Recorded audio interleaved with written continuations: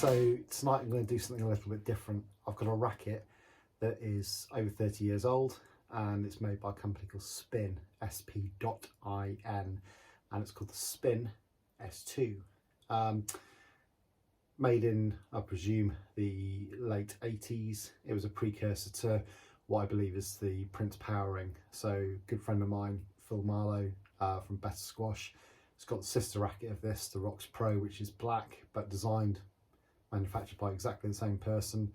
So I think Rocks Pro was a kind of spin-off company, or they bought the rights to use this racket. If anybody knows different, please tell me why. Please tell me about it, not why. Yeah, why. But basically they also produce tennis rackets as well, of which there are a few more floating around, but this is pretty rare, this racket. There's not that many of them around. You certainly won't find much on Google about them. What's really interesting about this racket is that it's got 16 very, very long main strings going from the head down through loops in the throat, which is where the similarities with Prince Powerings come into effect. Again, similar amount, 16 main strings, and then you've got the cross strings as well. This racket is designed to have two different tensions, so different tension in the main strings, probably a little bit higher, different tensions in the cross strings, probably a little bit lower, to make up for the difference in the length of the strings from mains to crosses.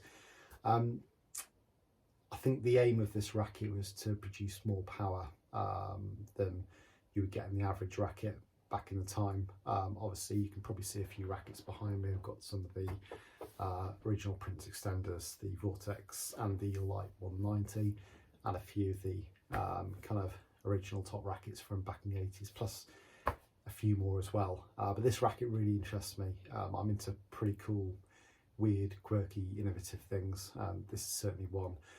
This has got the original strings. I'm not sure if you can quite see, but they're a little bit gnarled up. They've been in the racket for a long time, so I figured what I'd do is I'd have a crack at restringing it.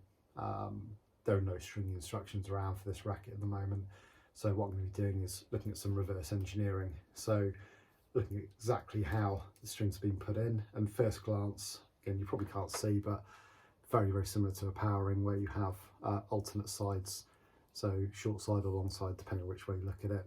One will go over and under, the other will go under and over, then finishing hopefully on a hard weave, which is what this is here. It's done as a two-piece, so you've got 1, 2, 3 and 4 knots here. Interestingly enough though, what they've actually done is they've done, probably see a longer loop here. This knot should actually be coming out of here, or should be tied off here rather. That should be where it starts off on there. So I'm going to make a few adjustments to it. Hopefully it'll go in the machine fine. A little bit worried about some of the degradation on some of the grommets, because this is an old racket, but let's just see how it goes, shall we? The string I'm going to use to string it with is the Caracal Hot Zone Pro 125. Now, I worked with Caracal on the design of this string. It's something which, String Doctor, I love the colour hot pink, and the guys at Caracal were awesome. They said, right, okay, no other pink strings on the market really that we're aware of any note. So yeah, let's do one in pink with black flecks on for you.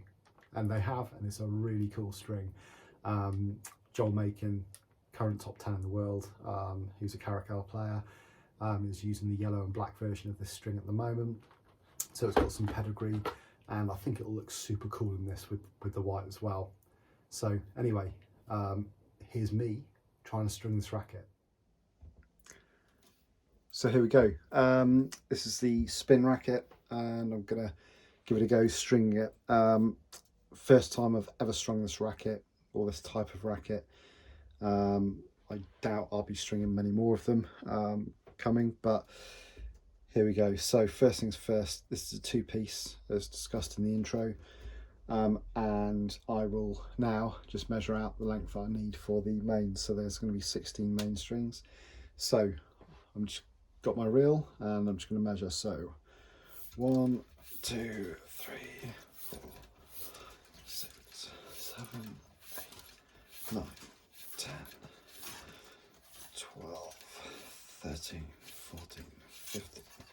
16 and a bit. There we go. So I've measured 16 lengths worth of string, so that should be more than enough there, with enough left over to obviously tie off the knots. So the way which we're going to string this is we start from the head of the racket. So I'm just going to pull string through and just make sure I've got an even amount on each side. And as discussed, this is the brand new, it's only been out for a month or two, Caracal Hot Zone Pro 125. It's a 1.25mm string, so there's plenty of thickness on there, but it's not overly thick. So that, in a nutshell, is how I pretty much measure the string out. Before I do anything else, I'm just going to clamp it off on one side.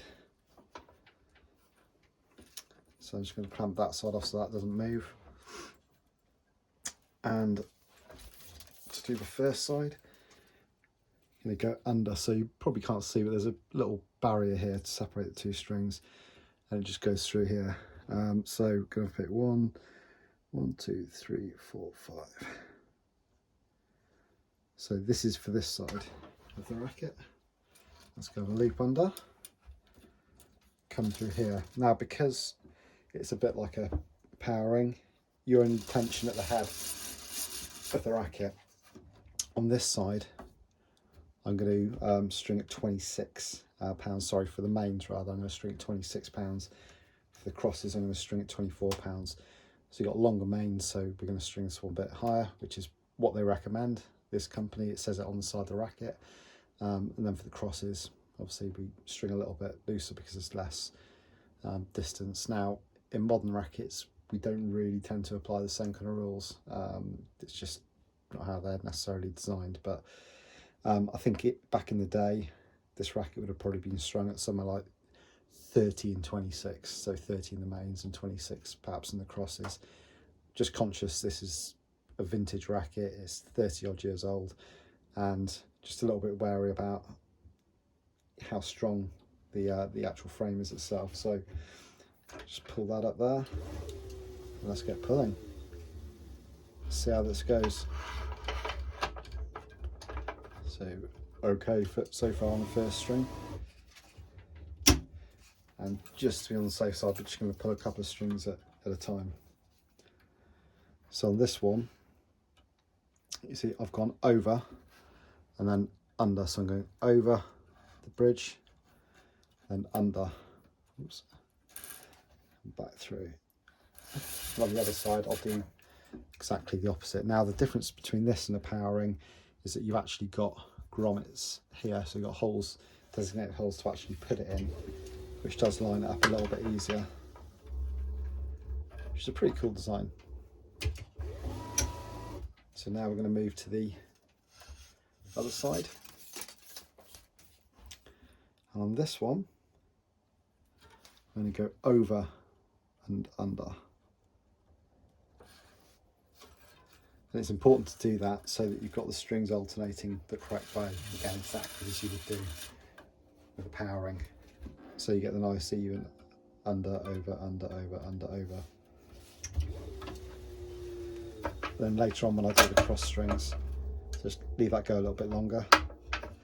So again, it's same with the powering, always let the puller, let the tension head go just a little bit longer when it's tensioning, because you are effectively pulling two strings at once, so just let it pull through. Doing this on my Wilson Bardo constant pull electronic machine, so it pulls and pulls and pulls the string till it reaches tension, as opposed to a manual lockout crank machine which will stop when the machine reaches tension. For that I'd recommend going a little bit higher up, but again there's not going to be many people that are going to be stringing these ones anyway. So we're just going to go a couple ahead, unless then we'll revert back. So far, no real dramas.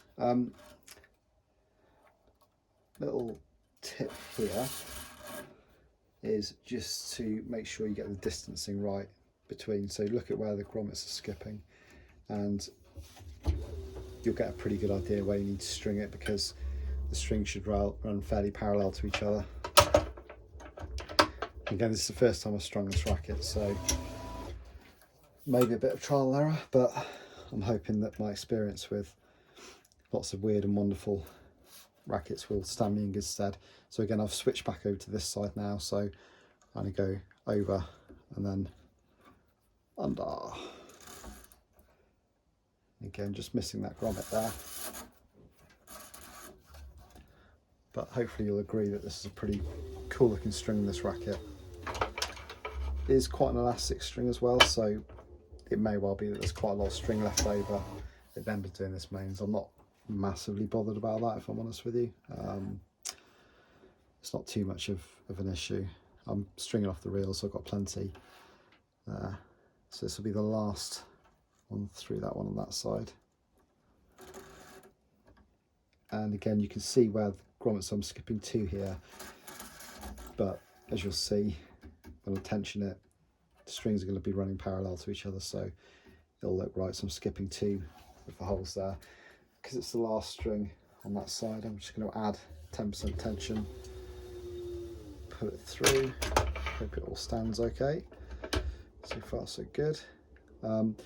Now, normally I get a little bit closer to the frame with the gripper, but it's all quite tight here, and I'm just conscious of not damaging the grommets too much here. So actually we've got a fairly reasonable amount of string left on there, pretty good, and that's going to go through here. So what happened, the original, when it was strung, they actually had great big loops that were left around the outside where it was tied off, so I think it was tied off in the wrong holes previously. Any decent racket stringer will say that try to minimise the loops outside the racket, the layovers, as much as you can to reduce tension loss.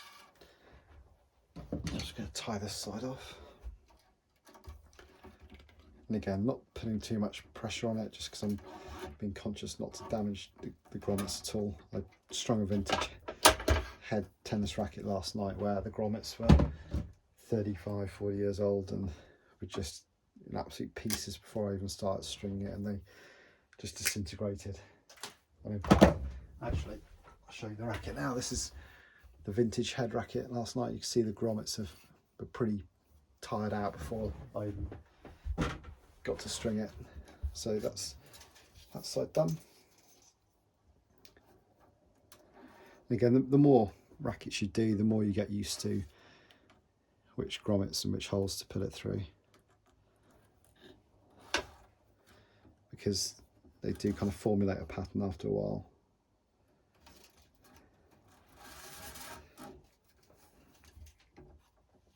Okay, cool. Right, add my 10% tension.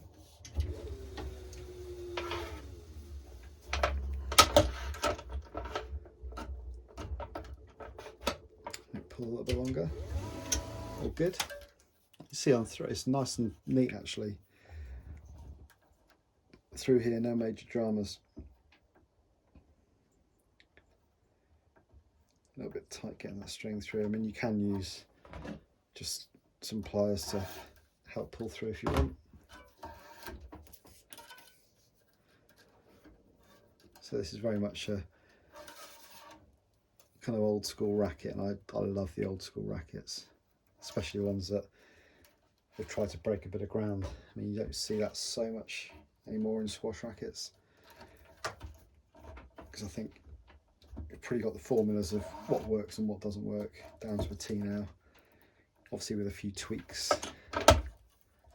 But yeah, this is pretty cool. I actually weighed it when I got it in fully strung and fully gripped up. When I received it, it was about 240 grams, so fair bit heavier than the modern rackets, which are about 160 to 170 grams fully loaded. Obviously frame weight 120, 130 is about the average frame weight without the strings and grips on. So that's the mains done. So we'll come back to the crosses in 2 seconds. Cool, so we're going to do the cross strings now. Now what I've done, so I'm going to start off here, I'm going to clamp it at the top and then I'm going to tie it off afterwards. Really important to get the hard weaves right on this racket. Again, like with the Prince Powerings, you need to finish for absolute certainty on a hard weave here, which I'll explain in a second. But also on this racket, it means you're starting on a hard weave, which is generally what you would do on any of these types of rackets anyway. For those who are unaware of what a hard weave is, or if you want an explanation, it's basically where the string pushes down on the other one. So throat is a really good example, where if you've got a string that's coming up through the loop, you want that string being the cross string pushing down on it. So you don't want a string that runs neatly through the middle without suppressing any strings. You want the string going under to push it up, or over to push it down, so it keeps everything nice and neat and tidy. So that's basically a hard weave. Otherwise, you've just got a string that just runs straight through the canal there, which does nothing. You might as well not have the string there. So first things first, I've dropped the tension down to 24 pounds for the cross strings. I'm going to use trusty Parnell pad, my Babolat starting clamp, and I'm going to clamp, you can see here, just to protect the frame a little bit. I'm going to clamp it there, put it through. You can probably hear it creaking a bit. That's held in place now because it's tension. And I'm going to clamp that string at the top there. And after I've done 2 or 3 of the top crosses, I'll then tie off this one as well. I mean, some people like to tie off at the start with a starting knot. Some people like to do a starting clamp and then tie it off a little bit later on, or even at the end. But the main aim of doing it this way is that you get maximum tension, so you get the right tension on here. So it's not a case of having any strings which are kind of all over the place. And what I'll probably do is just add another 10% of tension on this string when I tension off again. So let's do some weaving, shall we? So this may take a little bit longer than average, just because it's quite small space to actually work on, and just being careful when I'm stringing these crosses to not burn. So there's a bit of texture on this string, so I'm just being careful not to burn anything through, and also being wary of those grommets and not having any crossovers on the outside. There is a reason why I'm stringing one ahead here, less friction that goes through, but I'll be tensioning each string individually, so I won't be pulling 2 strings at once. And just making sure I'm not crossing any strings on the outside. So although I've woven this one through, I'm not going to pull tension on that one just yet. I'm just pulling this one. It just makes life a lot easier, especially when you've got a tight string bed like this, just to pull through one ahead, and I'll do exactly the same. I'm taking extra special care here because I appreciate these grommets in this racket are 30 odd years old. I don't really want to be putting any undue stress on there. Just going to get my fine awl here just to move the strings aside a little bit, just so I can feed the string through a little bit easier. On a Prince Powering, one of the differences is that you wouldn't have this bridge here going across the throat, so you can actually weave the string underneath. That's not really quite as possible on this one because you've got this bridge here, so you have to do it slightly more traditionally, but going through on the soft weave side, it is obviously a lot easier to do it than the other way around, where you have to suppress the strings a bit more. But so far so good. I think the only area where I'm going to have any kind of long loops on the outside is going to be the throat, because the last 2 crosses, one is here and one is here, so there's quite a big gap in between them.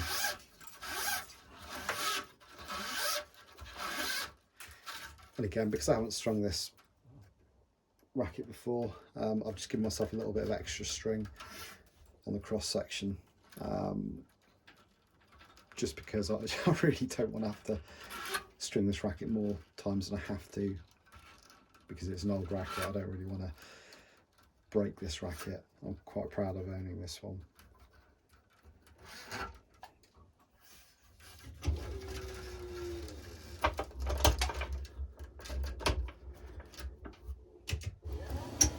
And in a minute, what I'm going to do is I'm going to tie off this top cross.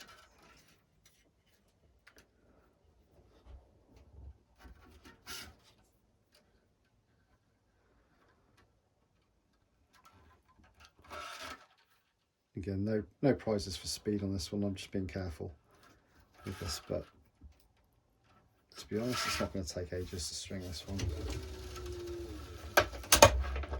But the important thing with a racket like this, if you've got a brand new stringing pattern, new type of racket or old type of racket that's designed to be a bit crazy, the really important thing is you look at, if you've got the original strings in there, you look at the pattern first of all, you look at how it's been strung, you learn from some of the mistakes of how it's been strung before, you adapt some new techniques, but you make sure that you really have a good look at it, because if you receive this racket without any strings in it, it'll probably take you a bit longer. So take a photo, have a good look, do all that stuff.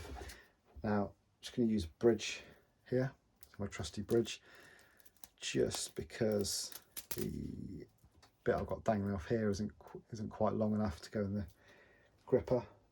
Add a bit more tension, clamp this into the tie off there. So if you can't see that, I've used this to go on there just to create a bridge. So if you run out of a bit of, string when doing your last crosses, really handy to have a bridge there. I'm going to clamp that. Bridge. I'm going to tie off. You can actually see where the previous one was tied off here. So you've got a wider hole there to do the tie off knots.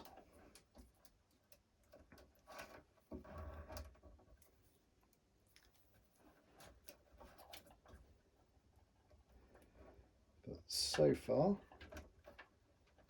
pretty pleased with it. It's all looking pretty good so far. So I'm just going to do this by hand. Very important. Release the clamp base, release the gripper. There you go, got a nice tight top string there. Snip it off. Don't want to have loads of long tails lying around the place. Just makes it a bit messy. Then we can just get on with the business of stringing the crosses. But some people do tie off that top cross at the end. Doesn't matter too much. I just like to get it done, so you can concentrate on getting the rest of the racket done.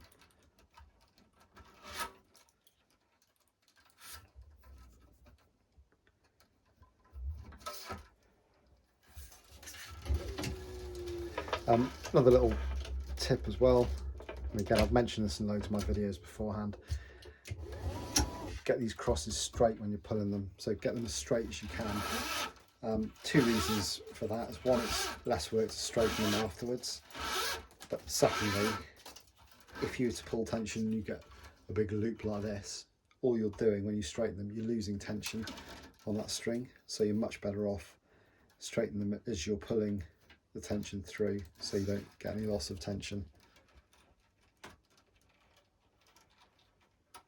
There we go, slipping through pretty well actually on that side. So again, you're just going to see me just pulling it in line. It'll keep really good tension doing that. Just being super careful. I'm not going all the way up to the frame with the clamps and all of them. Just being nice and gentle. But it would have been really interesting being around the industry in the time when this racket was made. Because shortly after this racket, or around the same time, we had the original Prince Extender released, which is obviously a lot more simple in design, but was groundbreaking that it was actually totally usable. The reason why this is quite a rare racket is because it wasn't or wouldn't have been as usable as a Prince Extender. Probably costs a lot more to actually manufacture, just because it's a lot more complex. You've got this bridge down here, this bit here, where the mains go through the loop.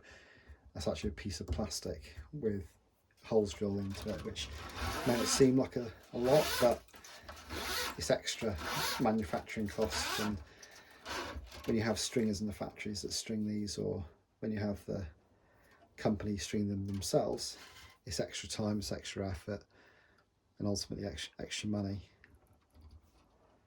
to do. So all of these things to kind of consider, really. But yeah, it's a shame, really. I mean, we don't see too many advances in crazy racket technology now. It's all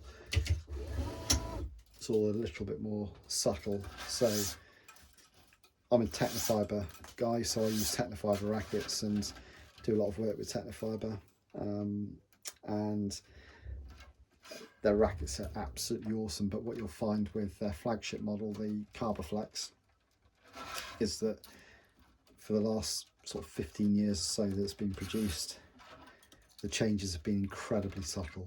So you have kind of side scoops cut out of them. You might have slightly sort of caved away bit at the throat there, but they don't really change the shape too much. Even the stringing patterns are very, very similar. There's a good reason for that. It's because they've got a tried and tested technique, much the same as with the Prince extenders back in the late 80s to early 90s. They didn't really change a great deal. You know, lots of top pros using the original Prince extender shape right the way through till sort of 1999, 2000, even when the powering rackets came out. So, you know, I think this is probably an example of a racket that was just probably a little bit too nuts, and took the Prince powering to actually get a version of this out into the shops. And interestingly, this one was actually designed in America as well. Not sure if it was actually made in America, but it was actually designed in America by an American, so much the same as the kind of Prince heritage as well. So there are some similarities there. Hey, maybe the designer of this had a say in the Prince extender as well. You never know. The chap who designed this did have a PhD, probably still does have a PhD.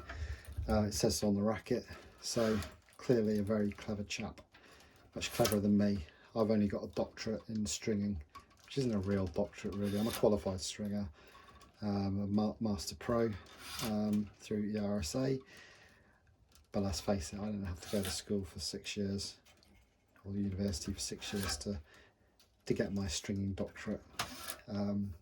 So yeah, this chap who designed this racket had a PhD, so far brighter than me, far more intelligent.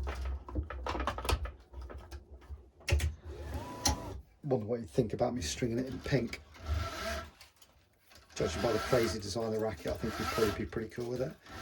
So I'm just putting it through a lot slower here because there's less room to wiggle the strings about and move them and keep them all in line. So just be dead careful here not to not to burn through that string. It's getting incredibly tricky here at the moment. So just being dead easy on these strings. Be interesting. I might even give this racket a go. I might try it out on a squash court sometime. Shame not to. I need to change the grip on it. I think the grip's about 30 odd years old as well now, so that'll be changed for something a little bit more modern. Because let's face it, the one on there at the moment's seen better days for sure. Right, so this is where I have to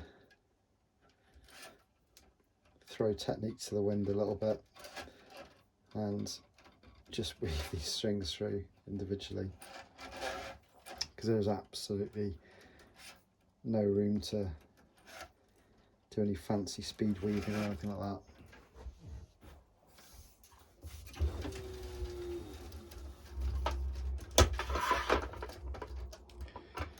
So again, another interesting thing is this is a US racket. Don't know whether or not this would have been used in US hardball, softball, who knows. Also be keen to see if this racket exists in greater numbers in the US as well. Maybe it does. But, you know, I've done the usual scouting on Facebook Marketplace, eBay, Google, everything, and this is about the only example, live example I could actually find of this racket. So if I can't find it on the internet, then clearly it is very, very rare. So this is going to be the last cross before I reach the bridge. Right, I've got loads and loads of string left over here, so I'm actually going to trim some of this string off because I don't need all of it. So I'm going to tension this one now, just because I'm going to be going through the throat area in a minute. So again, straighten the strings a little bit.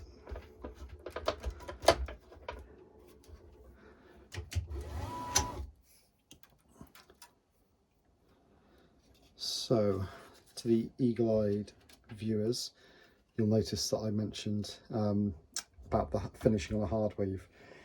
Good news is I've calculated it correctly, and this will finish on a hard weave. This is the last cross string. So on here, the string goes over on that side, so over that main on there, which means it's going to go underneath this one, which is perfect. So that pulls that string up, pushes the next one down. Again, just going slowly on this, so partly I can demonstrate what I'm doing, but secondly because there is absolutely no room to move down here otherwise. And all I'd recommend, if you've got a fairly complex racket, is before you tie off anything at the end, just really check that you've got the weaves right, because if you haven't, then you have to start all over again. And you know this is a hard weave because it gets more difficult to pull that string through there. So I'll show you in a minute when I've tensioned off. So add a little bit more tension through the gripper, clamping it off there. Now I'm going to come back up here, and you see there's an enlarged hole here to tie it off at. Now normally this isn't ideal, so normally I'd probably try and go for this hole here, but because the racket is a bit older, I don't really want to widen this grommet, so I use the one which they've designated, but it does leave a bit of a longer loop than I'd normally wish for. But you know, let's be safe here.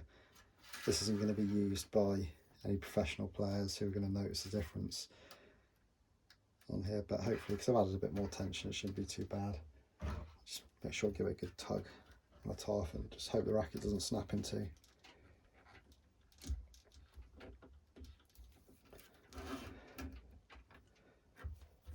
Pull that off.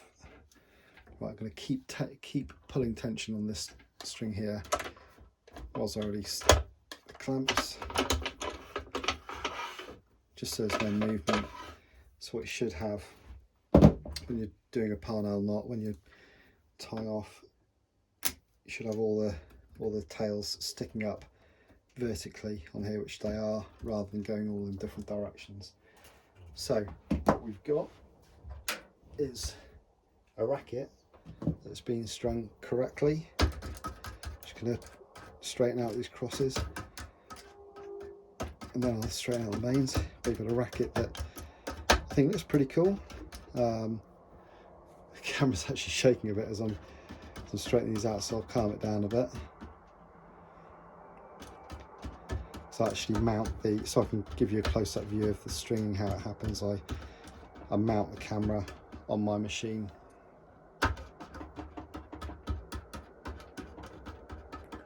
So normally a bit more vigorous than this, but because the string bed's quite close together, I'm just conscious of not messing things up too much. So yeah, spoke about the, see if I can zoom in. So we spoke about the hard weave at the end. So this main string, this outer main, comes underneath So so it goes over the top of that one, which goes underneath. So it pushes, so everything's all pushed and compressed, nice and tight on there. Just going to straighten out the main strings as well. And again, it's important to get the strings pretty straight before you get it off the machine. And again, if you're using a string like Technofiber, where they've got a waxy coating and they'll notch up, you don't really want the notching to happen before you straighten the strings out, otherwise they'll flip back into the wrong position afterwards.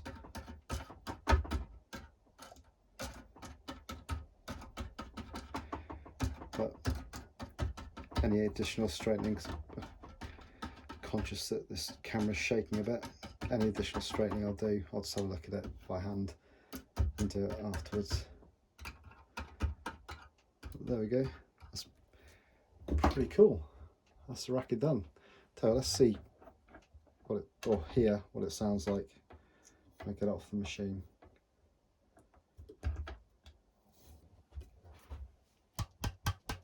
Oh, I feel it actually sounds quite dead. It doesn't seem like there's a lot of tension on there. I think there's probably a lot of damping going on in this racket because of all the bridges and stuff. But looks pretty cool. Let's check on the outside. So all pretty neat.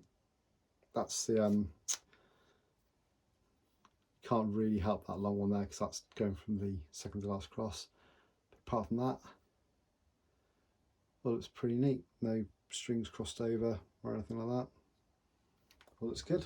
So that's the Spin S2.